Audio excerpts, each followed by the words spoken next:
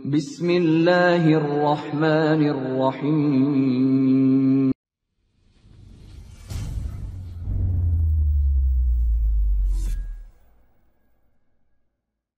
5 fakta sains menakjubkan dalam Al-Quran. Fakta sains tentang alam semesta sudah tercantum dalam Al-Quran. Hal itu dapat dilihat dari kandungan berupa keterangan atau bukti lain yang menguatkan kebenarannya. Ada begitu banyak ilmu dan hikmah dalam Al-Quran, namun hingga kini belum seluruhnya terungkap. Berikut ini sebagian kecil fakta sains yang ditemukan dalam Al-Quran dirangkum dari berbagai sumber diantaranya. Asal mula kehidupan. Fakta bahwa makhluk hidup sebagian besar terdiri dari air diketahui setelah adanya penemuan mikroskop. Pengetahuan ini sudah dijelaskan dalam Al-Quran sejak ratusan tahun yang lalu. Air sangat penting untuk semua makhluk hidup. Namun Al-Quran membuat pernyataan yang sangat tidak biasa di surah Al-Anbiya ayat 30. Kami membuat semua makhluk hidup dari air. Akankah mereka tidak percaya? Quran surat Al-Anbiya ayat 30. Dalam ayat ini disebutkan bahwa air sebagai asal mula semua kehidupan. Semua makhluk hidup terbuat dari sel, dan sel sebagian besar terdiri dari air. Besi diturunkan ke bumi.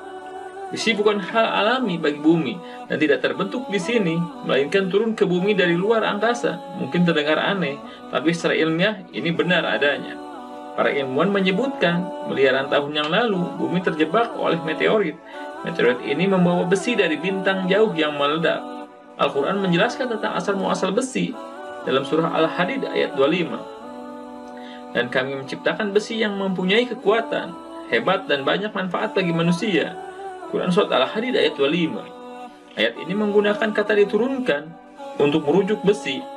Jelas dari ayat tersebut bahwa besi bukanlah material duniawi, melainkan diturunkan untuk kepentingan umat manusia. Fakta besi diturun ke bumi dari luar angkasa adalah sesuatu yang tidak dapat diketahui oleh ilmu pengetahuan primitif abad ke-7. Perlindungan langit.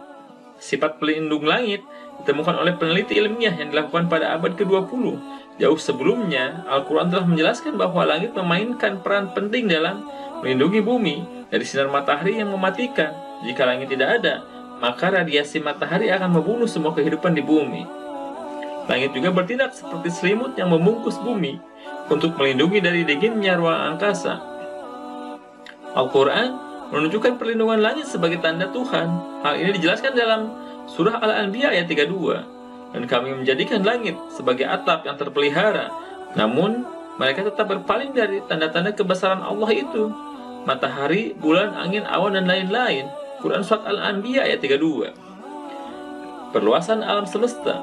Di zaman ketika ilmu astronomi masih primitif, perluasan alam semesta telah dijelaskan dalam Al-Quran, surah Az-Zariyat ayat 47. Dan langit itu kami bangun dengan kekuasaan kami, dan sesungguhnya kami benar-benar berkuasa.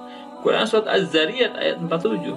Fisikawan Stephen Hawking dalam bukunya A Brief History of Time menulis penemuan alam semesta mengembang adalah salah satu revolusi intelektual besar di abad ke-20. Namun, Al-Quran menjelaskan tentang perluasan alam semesta bahkan sebelum teleskop ditemukan. Gunungan.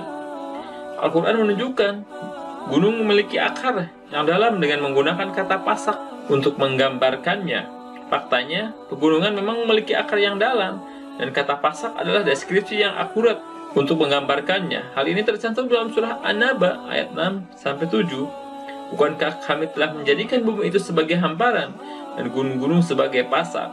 Quran surat Al-Anbiya ayat 6-7. Wallahu a'lam bishawab.